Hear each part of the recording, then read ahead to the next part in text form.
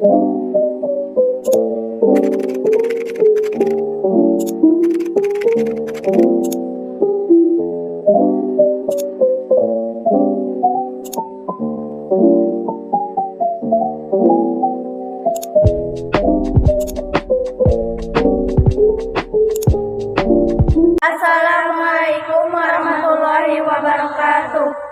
Kami dari kelas 12 TKJ 2 akan mempresentasikan hasil diskusi kelompok kami mengenai kasus pelanggaran hak dan pengingkaran kewajiban. Hak dan kewajiban warga negara Indonesia dan hak asasi manusia. Hak merupakan semua hal yang diperoleh atau didapatkan oleh seseorang yang didapatkan dari akibat melaksanakan kewajiban. Dengan kata lain, hak baru bisa diperoleh apabila kewajiban sudah dilakukan. Misalnya, seorang pegawai berhak mendapatkan upah apabila sudah melaksanakan tugas atau pekerjaan yang dibebankan kepadanya, sesuai dengan Undang-Undang NRI tahun 1945, Pasal 27 ayat 2. Hak warga negara merupakan seperangkat hak yang melekat dalam diri manusia dalam kedudukannya sebagai anggota dari sebuah negara. Sedangkan hak asasi manusia adalah hak yang melekat pada diri setiap pribadi manusia. Hak asasi sifatnya universal, tidak terpengaruh status kewarganegaraan seseorang. Akan tetapi, hak warga negara dibatasi oleh status kewarganegaraannya. Dengan kata lain, tidak semua hak warga negara adalah hak asasi manusia. Akan tetapi, dapat dikatakan bahwa semua hak asasi manusia juga merupakan hak warga negara. Misalnya, hak setiap warga negara untuk menduduki jabatan dalam pemerintahan Republik Indonesia adalah hanya hak warga negara Indonesia saja. Tidak berlaku bagi orang yang bukan warga negara Indonesia. Hak warga negara Indonesia meliputi hak konstitusional dan hak hukum.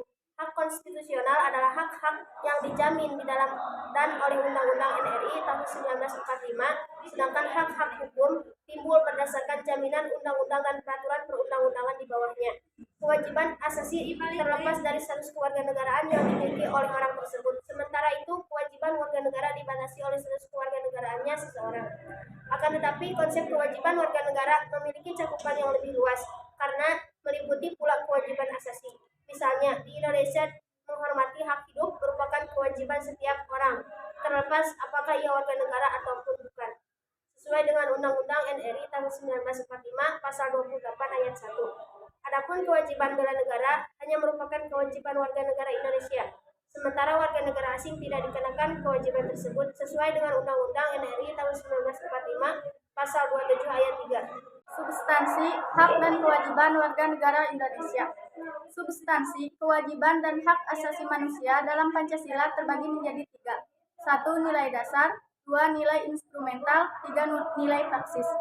Nilai dasar adalah cita-cita atau tujuan yang bersifat universal atau menyeluruh. Nilai dasar dari Pancasila meliputi 1. Nilai ketuhanan, menunjukkan keyakinan terhadap Tuhan dan mengarahkan masyarakat untuk memeluk agama, menghormati dan tidak memaksakan antar umat beragama. 2. Nilai kemanusiaan, yaitu sikap saling menghargai satu sama lain. Pasalnya, Indonesia adalah negara kepulauan yang memiliki berbagai macam suku, budaya, dan agama. Oleh karena itu, setiap orang harus saling menghargai walaupun berbeda-beda. 3. Nilai persatuan adalah salah satu cara agar Indonesia mampu menjadi bangsa yang kuat meski memiliki latar belakang suku, budaya, ras, dan agama yang berbeda. Tidak kunjung membuat Indonesia berhenti untuk bersatu dan meraih cita-cita negara. 4. Nilai kerakyatan. Setiap warga negara Indonesia memiliki kedudukan, hak, dan kewajiban yang sama. Meski mempunyai hak masing-masing, sebaiknya warga negara Indonesia harus memperhatikan kepentingan bersama. Di antaranya, melakukan musyawarah sebelum mengambil keputusan dan untuk menghargai pendapat satu sama lain. 5. Nilai keadilan, yaitu berarti bahwa setiap negara Indonesia mempunyai hak untuk mendapatkan perlakuan yang adil dalam bidang hukum, ekonomi, politik, maupun kebudayaan. Nilai instrumental, yaitu nilai-nilai turunan dari nilai dasar yang dituangkan dalam berbagai ketentuan konstitusional baik dalam Undang-Undang Dasar Negara Republik Indonesia tahun 1945, Undang-Undang, peraturan pemerintah, keputusan presiden, maupun peraturan daerah. Nilai praksis merupakan perwujudan sikap dari nilai-nilai dasar yang terkandung dalam Pancasila. Contohnya, sikap menghormati seluruh agama meskipun berbeda-beda. Sesuai sila pertama Pancasila, setiap warga Indonesia mampu memperlakukan orang lain secara adil tanpa pilih kasih ataupun mencurangi orang lain, sesuai dengan sila 2 Pancasila. Faktor penyebab pelanggaran HAM ada dua, yaitu secara internal dan eksternal. Internal, 1. Tidak punya kesadaran HAM. 2. Intoleransi terhadap perbedaan. 3. Keinginan balas dendam. 4. Tak punya rasa empati. 5. Kondisi psikologis. 6. Kondisi keuangan. Faktor penyebab pelanggaran HAM secara eksternal. 1. Penyalahgunaan kekuasaan. 2. Struktur politik dan sosial. 3. Sistem hukum lemah. 4. Kesenjangan ekonomi. 5. Penyalahgunaan teknologi. 6. Tak ada sosialisasi tentang HAM. Penanggulangan dan penegakan pelanggaran. Pelanggaran HAM menurut Undang-Undang Nomor 39 Tahun 1995 adalah perbuatan seseorang atau sekelompok yang disengaja maupun kelalaian yang melawan hukum mengurangi, menghalangi, membatasi atau mencabut hak seseorang yang dijamin oleh undang-undang ini. Faktor penyebab pelanggaran HAM dibagi menjadi dua, yaitu faktor internal dan eksternal. Sementara pelanggaran HAM juga diklasifikasikan ke dalam dua jenis, yakni pelanggaran berat dan ringan.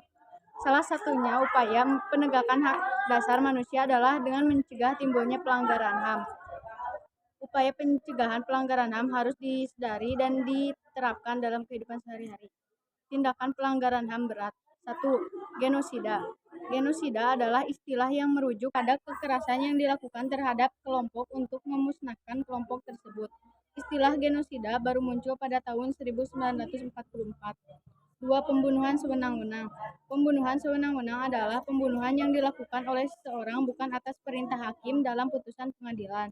3. Penyiksaan. Penyiksaan adalah setiap perbuatan yang dilakukan dengan sengaja sehingga menimbulkan rasa sakit atau penderitaan yang hebat, baik jasmani maupun rohani. 4. Penghilangan paksa. Penghilangan paksa adalah tindakan yang dilakukan oleh siapapun yang menyebabkan seseorang tidak diketahui keberadaan dan keadaannya.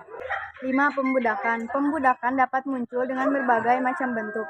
Perbudakan yang modern seperti perdagangan manusia, kerja paksa, jeratan hutan terikat, perbuatan berbasis keturunan, perbudakan anak-anak, pernikahan paksa, pernikahan dini, dan lain sebagainya. 6. Diskriminasi. Diskriminasi adalah setiap pembatasan, pelecehan, atau pengucilan yang langsung ataupun tak langsung dilakukan pada pembedaan manusia atas dasar agama, suku, ras, etnik, kelompok, golongan, status sosial, status ekonomi, jenis kelamin, bahasa, dan keyakinan politik. Upaya yang bisa dilakukan untuk mencegah terjadinya pelanggaran HAM yaitu 1. Meningkatkan kerjasama antar golongan atau kelompok. 2. Memberikan jaminan HAM melalui peraturan dan perundang-undangan. 3. Meningkatkan profesionalisme pertahanan negara dan aparat keamanan. 4. Penegakan supremasi hukum yang harus dilakukan dengan melibatkan partisipasi masyarakat. 5. Meningkatkan kualitas pelayanan publik sehingga mencegah terjadinya pelanggaran HAM. Sekian dari kelompok kami. Mohon maaf bila ada kesalahan. Wassalamualaikum warahmatullahi wabarakatuh.